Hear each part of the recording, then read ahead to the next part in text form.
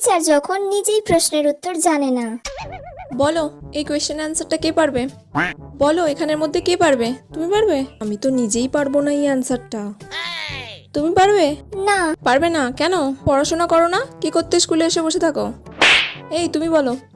দূর বাবা, কেউ তো একটা উত্তরও বলতে পারছে না, আর কতক্ষণ এইভাবে চালাবো?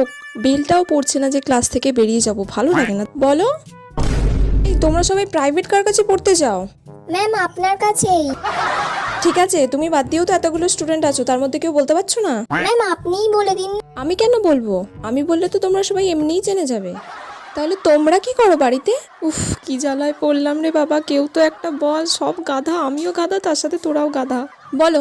নিজে তো জানি না, যা বললো তাতেই হ্যাঁ বলে দিই। শুনলে কি বললো? আমি কেন তুমি কেন পারলে না?